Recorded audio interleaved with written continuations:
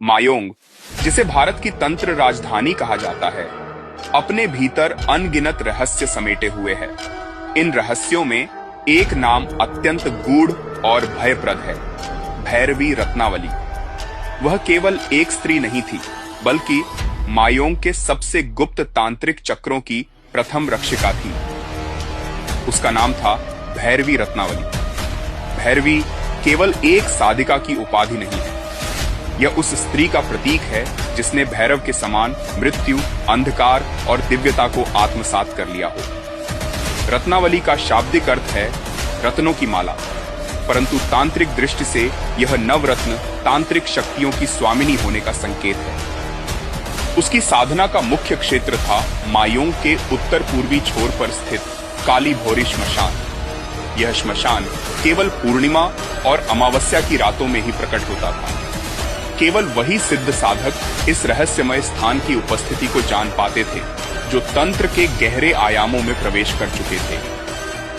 भैरवी रत्नावली भैरव साधना की परम पारंगत थी।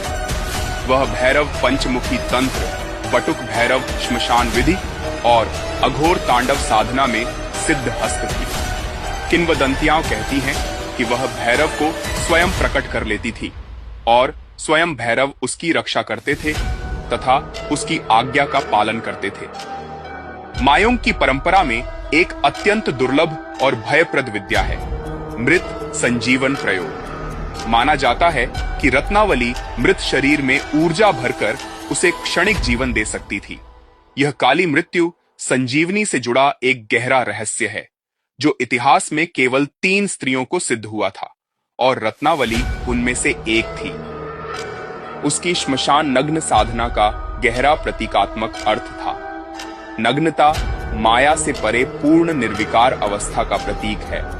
रात्रि तमोगुण की चरम सीमा में प्रवेश का संकेत देती है और श्मशान मृत्यु के द्वार पर साधना का स्थान है। वह शरीर के बंधनों को त्याग कर शून्य से तंत्र का पुनः निर्माण करती थी। मायोंग और आसपास के गांवों में आज भी रत्नावली से जुड़ी कथाएं सुनाई जाती हैं।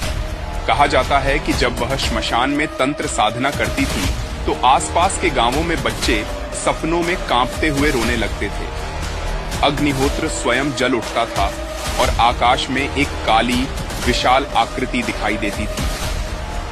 भैरवी रत्नावली ने अपने जीवन के अंतिम वर्षों में शक्तिपात द्वारा 3 शिष्यों को दीक्षा दी थी। माना जाता है कि उनमें से एक स्त्री आज भी असम मेघालय सीमा के गुप्त स्थानों पर तंत्र साधना कर रही है। उसके द्वारा